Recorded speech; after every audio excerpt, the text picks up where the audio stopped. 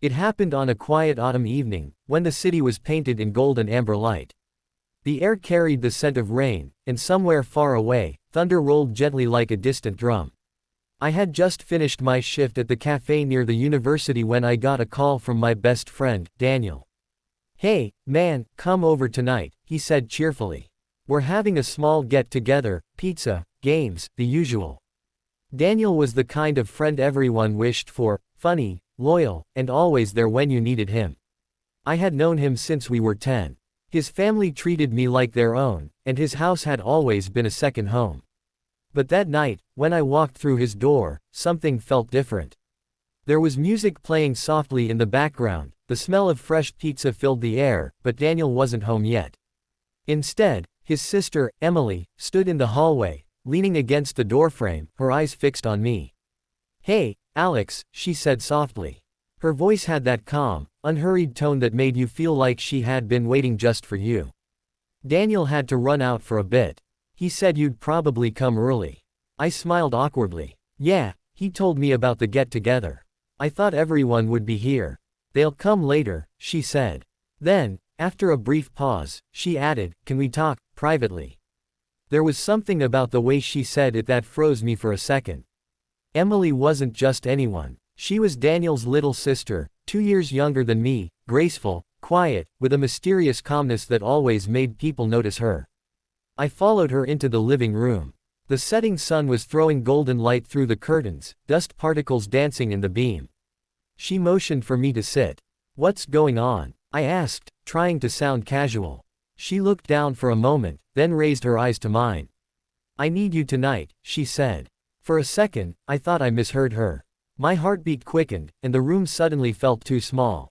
"What do you mean?" I asked carefully. Her lips curved into a sad smile. "Not the way you're thinking, Alex. I just need someone to be there. Someone I can trust." There was something fragile in her voice, like she was holding back tears but refused to let them fall. "I've been trying to reach Daniel all day," she continued. "He's not answering. Mom and Dad are out of town." And, she hesitated. "Something happened." I leaned forward. "What happened?" She took a deep breath. "Someone's been following me. The words hung in the air like thunder before a storm. I frowned. "What? Are you sure?" She nodded. "For 3 days now. A man. Black car. Always parked near the cafe where I work, near the gym, even here. Last night, he left a note on my windshield." My stomach tightened. "Did you tell the police?" She shook her head. "They'll just say it's my imagination. But I know what I saw." I could see her hands trembling slightly. For the first time, the confident, calm Emily looked genuinely scared. Without thinking, I reached out and covered her hands with mine. "Hey, you're not alone tonight," I said softly. "I'll stay." Her eyes met mine, and for a moment, something unspoken passed between us, something neither of us wanted to name. That night, the house was unusually silent. Daniel still hadn't come back. We sat in the living room, the dim light of a single lamp glowing beside us. Emily had changed into a soft gray sweater, her hair tied back loosely. We talked about university, about Daniel's ridiculous pranks, about life. But under all that, there was tension, a kind of awareness that neither of us dared to touch. At one point, she said quietly, "You know, Daniel always talked about you. Said you were like a brother to him." I laughed softly. "Yeah, he saved me once. When my dad left, his family became mine." She looked at me for a long time before whispering, "Then I guess, that makes me your sister." The words were innocent, but the way she said them carried warmth, not distance. It was around 11 p.m. when we heard the noise, a faint scrape outside, near the driveway.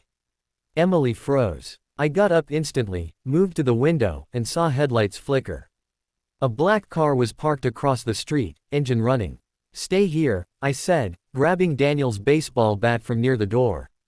"Alex, don't," she whispered. "Please, just stay inside." But I had already stepped out. The air outside was cold and sharp. I walked toward the car slowly, heart pounding. The driver's window was tinted, the engine humming low. I stopped about 10 feet away. "Hey," I shouted. "What do you want?" No answer. The headlights flicked off. A shadow moved inside. Then, suddenly, the engine roared, and the car sped away down the street. By the time I got back, Emily was standing in the doorway, pale and shaking. He was there, wasn't he? She whispered. I nodded. He's gone now. She looked like she was about to collapse, so I guided her to the couch. She leaned into me, trembling. And then, unexpectedly, she began to cry. Not loud, broken sobs, just quiet tears, like she'd been holding them in for too long.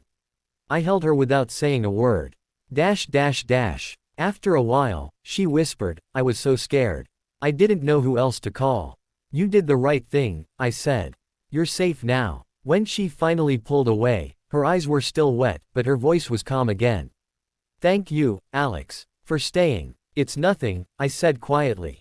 I'd do anything for you, and Daniel. She looked at me with a soft, unreadable expression. Would you really do anything for me?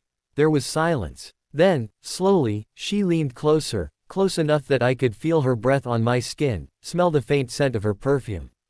But she stopped before our lips met. Instead, she whispered, I just needed to know I could trust you. The rest of the night passed quietly. She eventually fell asleep on the couch, wrapped in a blanket. I stayed awake, watching over her until dawn.